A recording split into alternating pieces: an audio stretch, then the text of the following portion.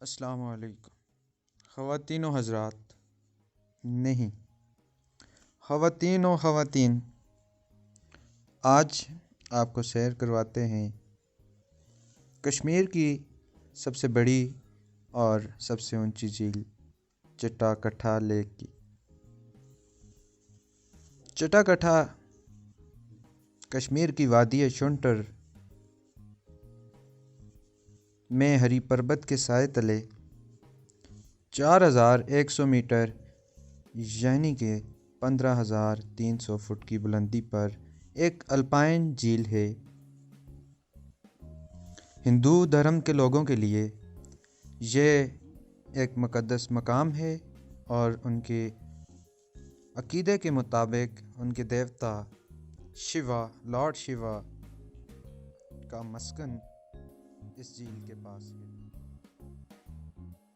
جب بھی آپ کسی جگہ کے بارے میں سنتے ہیں تو پہلا سوال اٹھتا ہے وہاں پر کیسے پہنچا جائے۔ اسلام آباد سے کیل 148 کلومیٹرز کا سفر آپ کسی بھی گاڑی میں تقریباً 7 گھنٹوں میں طے کر سکتے ہیں۔ کیل سے لے کر دومیل بالا تک ایک خوبصورت ٹریک ہے جس کی لمبائی 20 کلومیٹر ہے۔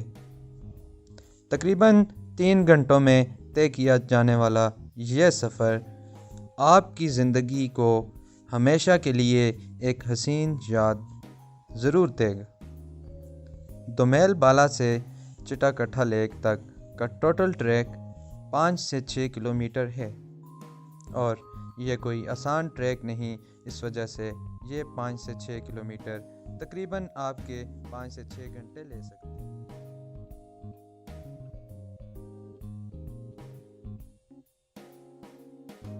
اب میں آپ کو سناتا ہوں اپنے سفر کی رواداری۔ رات 3 بجے اسلام آباد سے ہم نے اپنے سفر کا آغاز کیا۔ مظفر آباد، کیرن، شاردا اور کیل سے شروع ہوتا ہے اصل ایڈونچرس سفر۔ تقریباً 3 گھنٹوں کے جیپ ٹریک کے بعد ہم رات کے پہنچے دومیل بالا۔ سیاحوں کے ہجوم کی وجہ سے ہمیں حوض میں کوئی بھی کیمپ نہیں ملا۔ حوض کراس کرنے کے بعد دومیل بالا میں ہم نے سٹے کیا اور صبح سویرے ہم نے سپون لیک یعنی کہ چمچ جھیل کے نظارے کیے۔ سپون لیک کے بعد ہم نے چٹا کٹھا جا کر رات کو واپس بھی آنا تھا۔ ہم اپنے سفر کا آغاز 8 بجے کیا اور ہم اچھی خاصی سپیڈ سے چلتے ہوئے چٹا کٹھا لیک پر پہنچے۔ خوبصورت نظارے۔ لوگ کہتے ہیں کہ سیف الملوک پر پریاں اترتی ہیں لیکن اصل پریاں چٹا کٹھا پر اترتی ہیں۔ ہری پربت کے دامن میں پائی جانے والی اس جھیل کا شمار کشمیر ہی نہیں بلکہ پاکستان کی خوبصورت ترین جھیلوں میں ہوتا ہے اور یہ جھیل ہندو دھرم کے لوگوں کے لیے بھی انتہائی مقدس ہے۔ اس کی وجہ یہ ہے کہ کچھ ہندوؤں کا ماننا ہے کہ اس کے ساتھ میں موجود ہری پربت پر جو ان کے دیوتا شیوا ہیں ان کا مسکن ہے۔ اس کے علاوہ اس جھیل کے مشہور ہونے کی ایک وجہ اس کے بیک گراؤنڈ میں خوبصورت پہاڑ ہیں جو کسی بھی لینڈسکیپ فوٹوگرافر کے لیے کسی نعمت سے کم نہیں۔ خیر، ہم چٹا کٹھا جھیل پر ڈرون کی 3 بیٹریاں ختم کرنے کے بعد محو سفر ہوئے بجانب دومیل بالا۔ دومیل بالا میں ہم نے دوسری رات کا سٹے کیا۔ ہمارے کچھ ساتھی اسی رات کو واپس کیل آ گئے۔ کیل واپس آنے کے بعد سیکنڈ ڈے ہم اسلام آباد پہنچے۔ جی ہاں، 2 دنوں کی کہانی تھی اور چٹا کٹھا جھیل کی یاترا، اور آپ لوگوں کو اس کے بارے میں کچھ عام چیزیں بتاتا چلوں کہ آپ نے ٹریک پر کیا کرنا ہے۔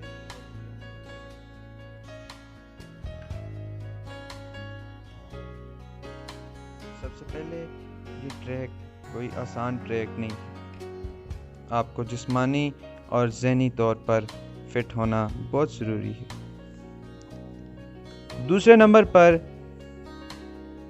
چٹا کٹھا چونکہ انتہائی بلندی پر واقع ہے تو وہاں پر موسم کا بھی کوئی پتہ نہیں چلتا۔ جی ہاں، دھوپ ہوتے ہوئے بھی بارش اور بارش ہوتے ہوئے بھی دھوپ ایک عام سی چیز ہے وہاں پر۔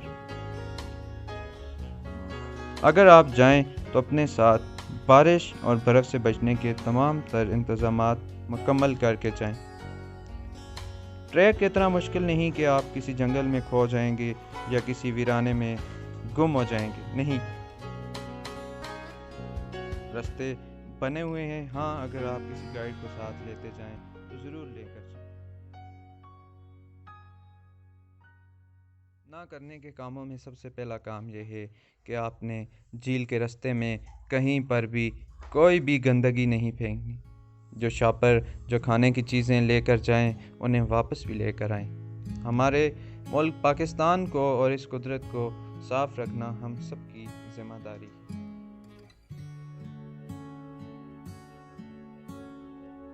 چٹاکٹھا جاتے ہوئے آپ کو نیلم ہاؤس، دومیل بالا اور شونٹر میں اکوموڈیشن اور کھانے پینے کی تمام تر اشیاء مل سکتی ہیں۔